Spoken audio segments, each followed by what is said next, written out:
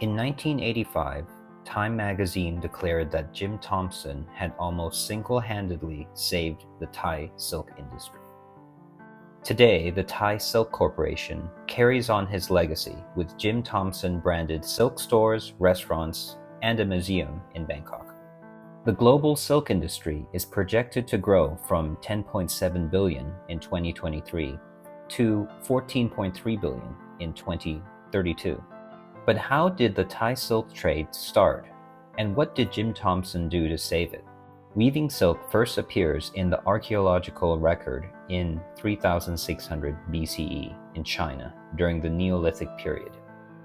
However, silk production would not be conducted on a mass scale until the Shang dynasty during the second millennium BCE. With the Silk Road, it soon became one of the most important goods traded in ancient China and throughout the world. The earliest sources of silk in Thailand were during the Bronze Age at Ban Chiang, Udon Thani. The earliest silk fibers in Thailand date to 1000 to 300 BCE. However, there's not much historical or archaeological evidence that can pinpoint when silk production was established in Siam. The prevailing theory was that it was introduced to Siam by the Chinese via maritime ports on the Andaman coast of Thailand. Most of what we know about the Thai silk industry starts in 1861, when King Chulalongkorn focused on silk production and opened a production facility near Bangkok. Despite this, silk production in Thailand remained relatively small.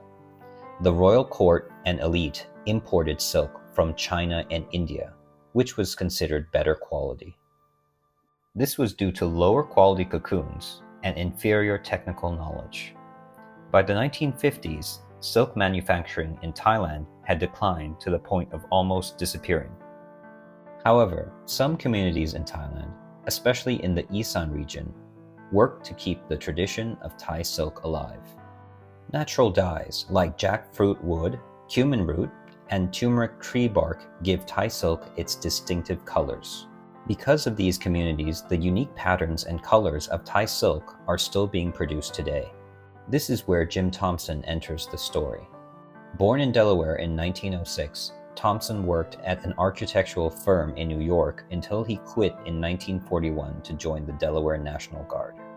He would later join the Office of Strategic Services, or OSS, the predecessor of the CIA. He worked as an operative for the OSS throughout World War II. By the time Jim Thompson arrived in Thailand in 1945, World War II was almost over. The Thai silk industry was on the verge of collapsing as cheaper, machine-made silk flooded the market. Thompson wanted to stay in Thailand as a private citizen. After obtaining a discharge from the military, he was looking for avenues to sustain a life there. Thompson had some experience in textiles, having previously worked in costume design for a ballet group, Ballet Russe de Monte Carlo. During his travels in Bangkok, he discovered a community of Sham Muslim silk weavers in the Ban Kua area. He would later build his house on the opposite side of the canal from this community. The wood complex, built in 19th century Thai architectural style and full of art from across Southeast Asia, is now a museum. Popular with tourists, it attracts around 320,000 visitors a year. Thompson was impressed with the quality he saw at Ban Kua and decided to take 500 silk samples to New York. With his connections in the fashion industry, he was able to send some fabrics to editors and designers. One notable connection was to Vogue editor Edna Woolman Chase. Silk production in America dates to 1603, when silkworms and mulberry trees were sent to Virginia by King James. However, a blight in 1844 devastated many silk farms in the US, and silk culture declined in America. By the 19th and early 20th centuries, the American public's knowledge of silk products was limited.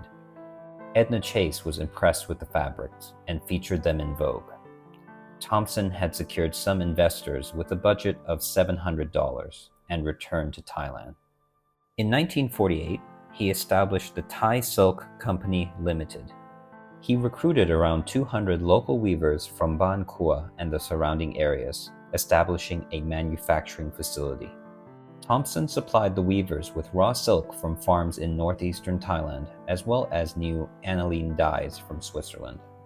Thompson's big break came when designer Irene Sharaf used his fabrics for the Broadway show The King and I in 1951. Now in the public spotlight, demand for Thai silk increased, and the Thai Silk Company flourished, reaching sales of $1.5 million a year. In 1967, Thompson disappeared in the jungles of the Cameron Highlands of Malaysia, and despite a massive manhunt, was never found. He was declared dead in absentia by a Thai court in 1974. However, the Thai Silk Company continues in his name, with storefronts in multiple countries in Asia and plans to expand further globally. Today, Thailand has multiple global silk brands and thousands of local textile producers. It ranks 7th in Asia in terms of silk exports, with revenues of over $4.6 million, and is projected to grow further.